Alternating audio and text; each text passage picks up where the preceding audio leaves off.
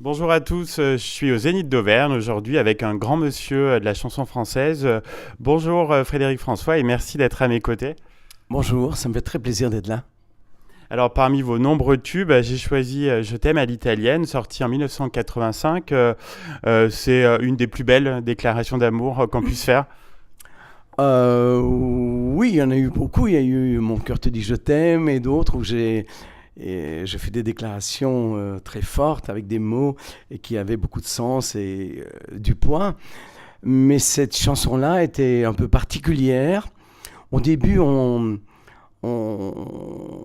hésitait parce qu'on sortait de Mon cœur te dit je t'aime, qui avait fait un carton, mais c'était le premier Olympien en plus en 84, avec Mon cœur te dit je t'aime, où on m'annonçait des ventes de 25 000 par jour. Ils ont fait 700 000 45 tours, 300 000 albums. On sortait d'un truc phénoménal.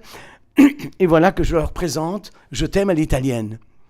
Et donc, je les surprends avec quelque chose de tout à fait différent, enregistré par le grand Bernard Estardi, le public peut-être ne le connaît pas, mais c'est lui qui a enregistré toutes les chansons de Mike Brandt, de Sardou, de Claude François, de toutes les chansons qui font partie vraiment du patrimoine français.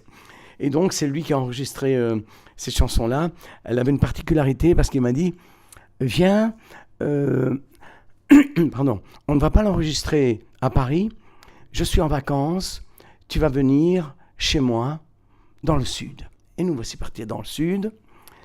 Et voilà, attendez-nous à la barrière en bas à l'entrée. Et donc, nous, on attendait, les barrières s'ouvrent et le grand Bernard Estardi arrive avec un petit train électrique. Un grand enfant, il mesurait 2 mètres, et nous voici, l'impresario et moi, on monte dans ce petit train, tchouf tchouf tchouf, et nous voici repartis jusqu'à la villa. Et bien sûr, on devait enregistrer Je t'aime à l'italienne, mais bon, c'était pas un studio, c'était sa maison de campagne. Il me dit Fredo, tu vas chanter dans ma chambre à coucher. Je dis Bernard, t'es sûr? Oui, oui, c'est là qu'il y a le meilleur son, le meilleur écho, la meilleure réverb. Ben, je dis bon, si tu penses que c'est comme ça, ben, je vais chanter là-bas. Et donc, j'ai chanté là-bas. Et en plus, une fois que j'ai chanté, il a commencé à mixer et il avait des pertes de courant. Le courant, il n'avait pas assez. Ne tracasse pas, qui dit j'ai un générateur de courant qui est là-bas derrière la maison. Je vais le brancher. Et voilà. Et là, voilà que ce générateur a donné le rythme de la chanson. Oh, c'est fou. Moi, je râlais. Je dis c'est pas possible. Il va pas me faire ce coup-là. Moi qui suis perfectionniste. Eh bien, le tout réunie a fait que cette chanson-là, même si elle l'a vendue 10 fois moins que les autres, parce que c'était un truc rapide, et ça a fait un disque d'or bien sûr, mais n'a jamais atteint Mon cœur te dit je t'aime et d'autres chansons, voilà que cette chanson devient la chanson de référence d'un artiste. On dit mon nom, on dit je t'aime à l'italienne. Et elle traverse le temps, et elle passe de génération en génération, et tout le monde chante cette chanson. Voilà, dans le métier, on appelle ça un miracle. On ne sait pas comment ça se passe, pourquoi. Ne me demandez pas pourquoi, ni comment. Je ne peux pas vous répondre. C'est la chanson du peuple. Voilà. En tout cas, merci pour toutes ces explications sur les coulisses de la chanson. J'ai même pas eu besoin de vous poser de questions, Frédéric, c'est formidable. Et on l'a vu ce soir, vous étiez donc au Zénith d'Auvergne. Vous avez un public très fidèle qui répond présent. Ça, c'est votre carburant. Il y a une magie qui se passe entre le public et nous que j'ai du mal à vous expliquer. Je le ressens, vu que moi, quand je suis sur scène, je suis ému de les voir, de la façon qu'ils ont de me regarder, de la façon qu'ils ont de m'applaudir, de la façon de les voir sourire, de la façon de les voir crier « Fredo, Fredo, on t'aime », des banderoles partout.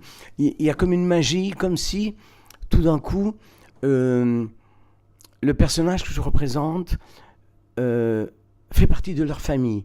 Comme si en passant à la télé, je rentre dans leur salon et comme si les chansons qu'ils ont écoutées ont, comment je veux dire, sont des points de repère de leur vie. Tu vois, ils se sont peut-être rencontrés, ils se sont mariés, ils ont eu des enfants. Je sais pas, je fais partie de leur vie. C'est vrai que j'ai consacré entre nous toute ma vie à la musique et toute ma vie à leur chanter des chansons d'amour. Et toute ma vie, je ne ferai que ça jusqu'au dernier de mes jours. Et donc, voilà. Peut-être aussi que le personnage, ils sont aussi attendris par mon histoire.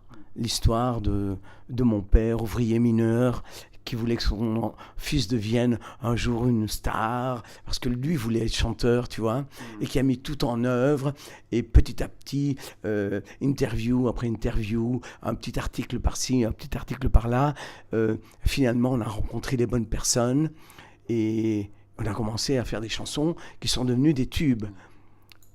Donc voilà, et quand j'en parle, je suis ému parce que c'est vraiment une grande histoire d'amour. C'est un conte de fées, en fait, je ne sais pas si on le retrouvera encore ou si on peut encore le retrouver. Cette année, on va fêter quand même des 50 ans. J'ai reçu, il y a 15 jours, chez Sony, j'ai eu beaucoup de maisons de disques, mais rien que dans la maison Sony, il y avait toute la direction, il y avait tout le monde. Voilà, ils m'ont accueilli, ils ont fait un genre de petite fête. Ils me remettaient le 39e disque d'or, rien que chez Sony. Et donc, quand on compte les disques d'or chez Sony, chez Trema et chez Vogue et chez MBM, on arrive à 83-84 disques d'or.